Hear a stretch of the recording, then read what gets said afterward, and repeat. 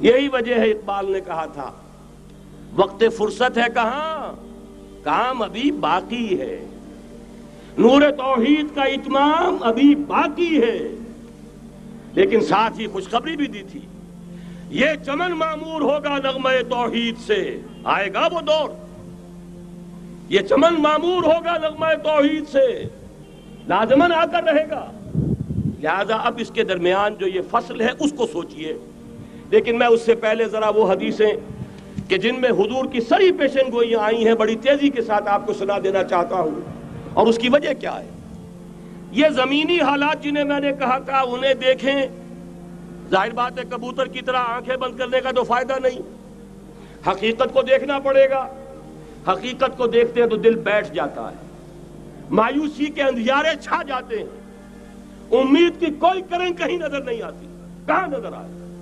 مولانا نے کتنا عمدہ نقشہ کھینچا ہے، کہاں ہے وہ اسلام؟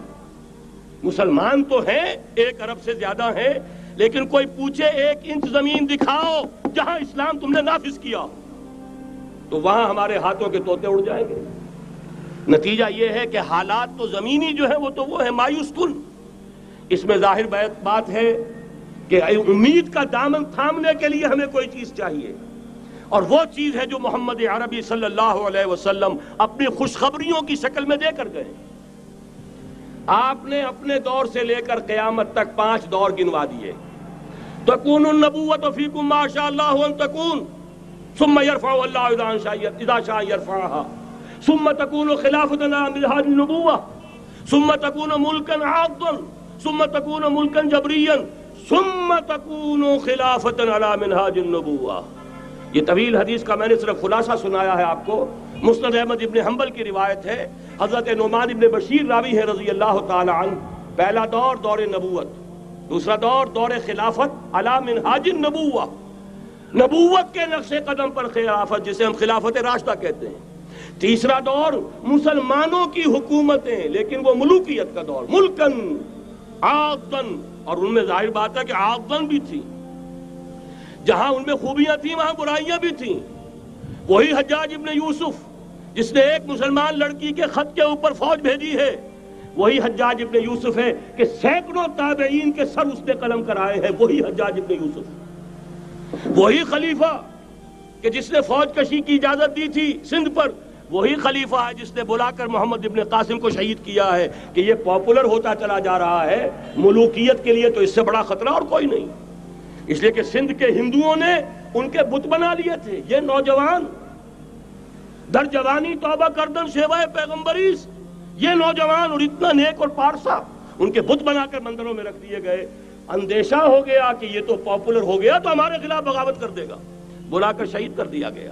بہرحال تیسرا دور تھا وہ ملکن عاضن، کچ کھنی ملوکیت۔ چوتھا دور تھا ملکن جبرین، غلامی کی ملوکیت۔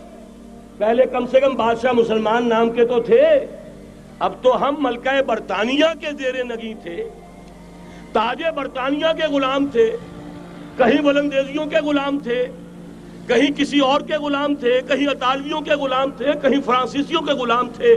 یہ چوتھا دور نوٹ کر لیجئے، آدھا ختم ہو گیا، آدھا باقی ہے۔ براہ راست غلامی کا دور ختم ہو گیا، لیکن ریموٹ کنٹرول والی انہی کی غلامی اب بھی چل رہی ہے۔ فیصلہ وہی ہے جو مولانا نے کہا، تصویر یا امریکہ یا امریکہ یا امریکہ۔ وہی لوگ، وہی ذہن، وہی ان کی بود و باش، وہی ان کی معاشرت، وہی ان کی سوچ، وہی ان کے اقدار، وہی ان کے نظریات، وہی ان کی معاشیات، وہی ان کی معاشرت، ہر شے وہی ہے، صرف رنگ کا فرق ہے اور کچھ نہیں۔ نظام ابھی وہی ہے، چلانے والے بھی انہی کے پرستار ہیں، بلکہ ریموٹ کنٹرول سے وہی چلا رہے ہیں۔ وہ تو آپ کے بجٹ کا بھی فیصلہ کرتے ہیں، آپ کی الیکٹریسٹی کے ریٹس بھی معین کرتے ہیں۔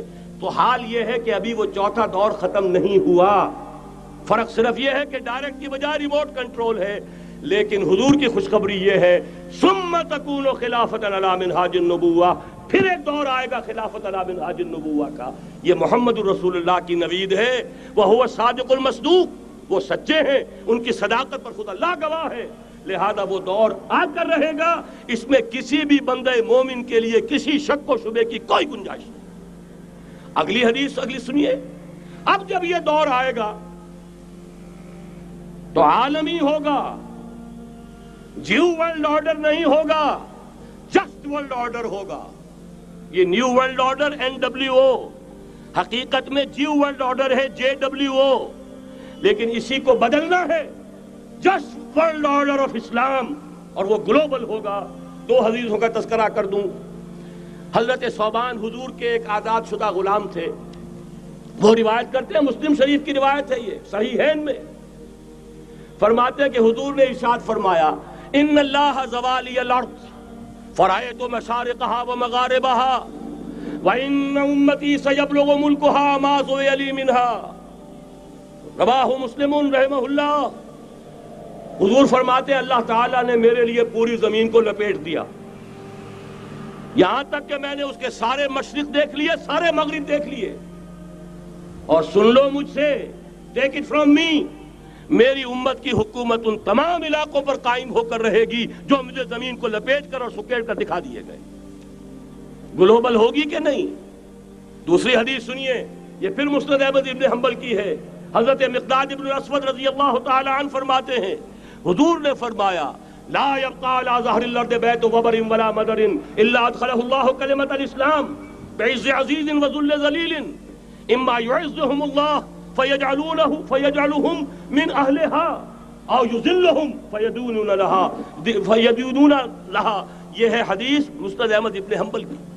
اور حضرت مقداد فرماتے پھر میں نے کہا اچھا تب تو ہو جائے گی وہی بات وَيَكُونَ الدِّينُ كُلُّهُ لِلَّهِ، دین کل کا کل اللہ کے لیے ہو جائے گا۔ حدیث کا ترجمہ یہ ہے کہ حضور نے فرمایا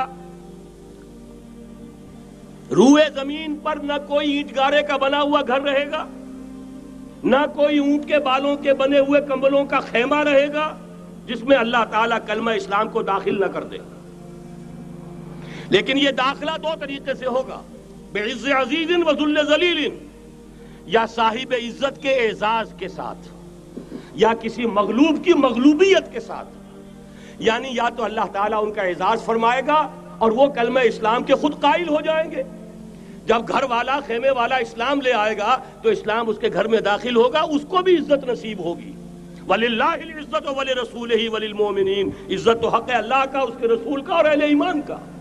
اور اگر وہ اسلام قبول نہیں کرے گا تو یؤتُ الجزیۃ عن ید وہم صاغرون، چھوٹے ہو کر رہنا پڑے گا، جزیہ دینا ہوگا، اسلام کی بالادستی قبول کرنی ہوگی۔ بتائیے اس کے بعد بھی کوئی شک ہے؟ یہ ہے آسمانی نقشہ۔